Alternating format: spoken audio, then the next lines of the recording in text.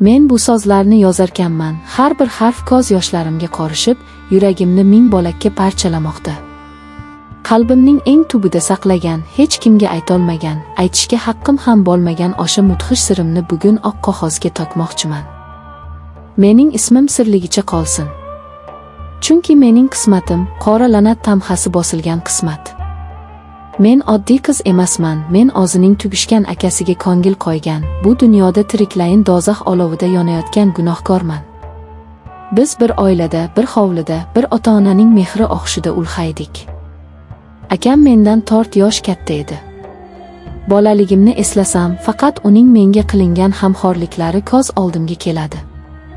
U mening himoyachim, sirdoshim, eng yaqin do'stim edi.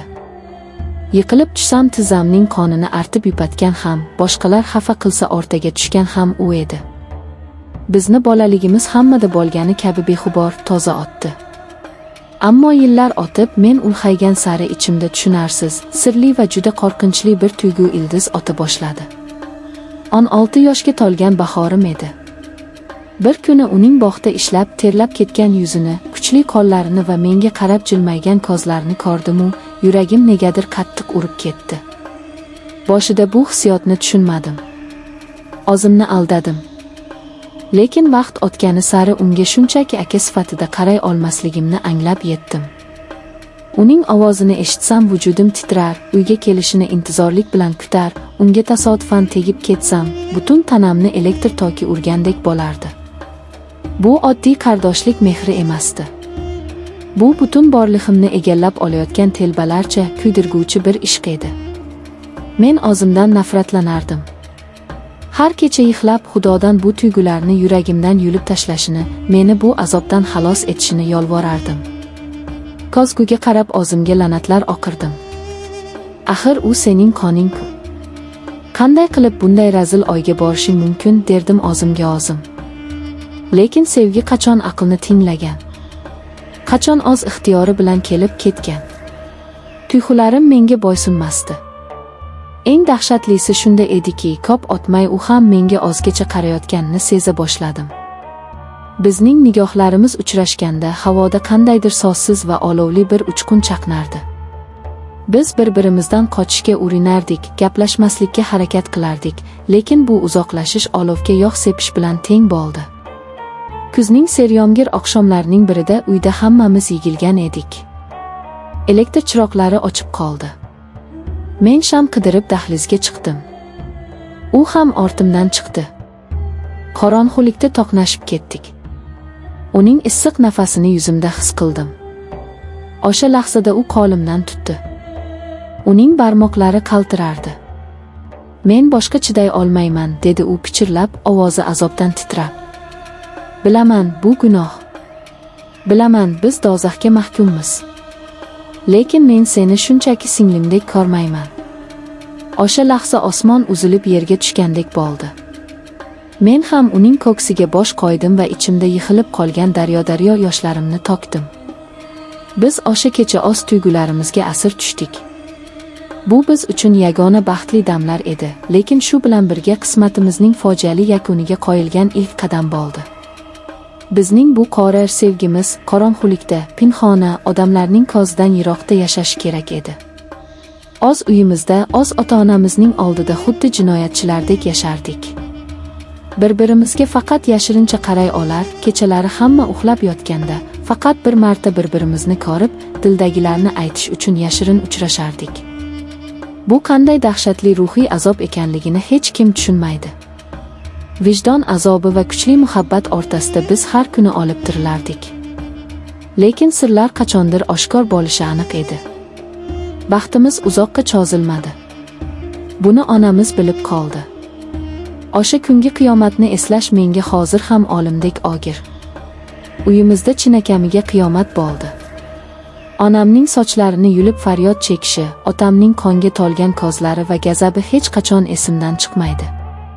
Otam akamni ayamay kaltakladi. Meni esa xonaga qamab qo'ydi. Sizlar bizning farzandimiz emassizlar. Hammamizning yuzimizni yerga qaratdinglar, sizlarni o'z qo'llarim bilan oldiraman degan so'zlari yuragimga xanjardek qadaldi. Bizni insonlikdan yuz o'girganlikda ayblashdi. Butun qarindosh urug' qishloq oldida sharmanda bo'lishdan qo'rqqan otam akamni uydan haydab soldi. Meni esa uzoqdagi qarindoshimizning uyiga surgun qilishga qaror qildi. Kechasi xonamning derazasi taqilladi. Qarasam, akam. Uning yuz ko'zlari ko'kargan, ammo ko'zlarida qandaydir yovvoyi qat'iyat bor edi. Biz bu yerda qola olmaymiz. Ular bizni ajratishadi, sening hayotingni barbod qilishadi. Ketamiz, hech kim bizni topolmaydigan joyga ketamiz, dedi u qo'lini menga cho'zib. Men bir soniya ham ikkilanmadim. U bilan olimga ham tayyor edim. Qishning izgirinli tunida qalin qor yog'ayotgan pallada uydan qochdik. Qayerga borishimizni, nima yeb ichishimizni ham bilmasdik. Faqat birga bo'lsak, faqat bir-birimizning nafasimizni sezib tursak bas edi. Biz tog'lar tomon, qo'shni tuman sari piyoda yo'l oldik. Tabiat ham xuddi ota-onamiz kabi bizga qarshi isyon ko'tarardi. Sovuq suyak-suyagimizdan otib ketardi. Qattiq bo'ron boshlandi. Qor ko'zimizni kor qilgudek, oyoqlarimizni esa muzlatib qo'ygudek darajada ayovsiz yog'ardi. Tizzadan qor kechib yurishdan tinkam quridi. Oxiri charchadim va qor ustiga yiqildim. Men boshqa yura olmayman, dedim yiglab. U meni yelkasiga ko'tarib oldi.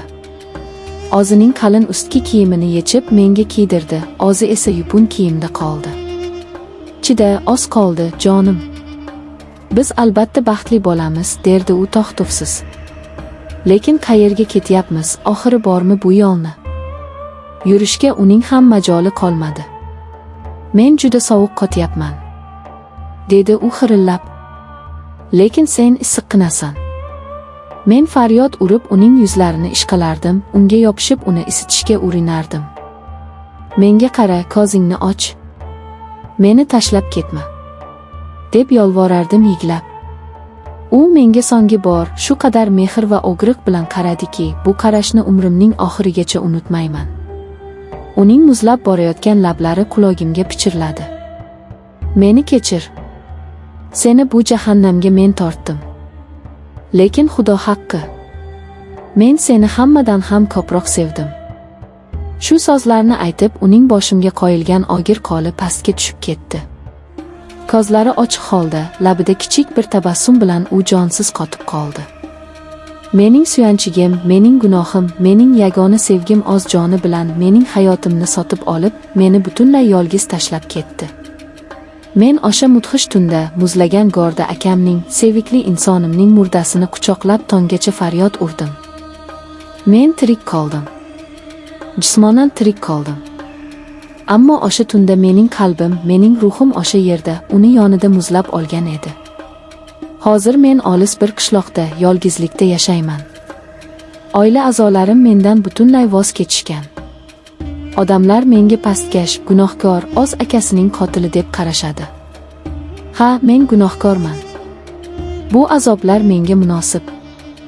Lekin har tun ko'zimni yumsam, uning o'sha so'nggi qarashi, menga o'z kiyimini kiydirib, muzlab borayotgan tanasi ko'z oldimga keladi. Men Xudodan faqat bitta narsani, tezroq jonimni olishini yolvorib so'rayman.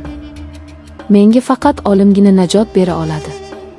Chunki umid qilamanki, narigi dunyoda Xudoning oldida qon rishtalari ahamiyatini yo'qotadi va biz do'zax olovida bo'lsa ham aka-singil emas, shunchaki bir-biriga intilgan oshiq sifatida abadiy birga bo'lamiz.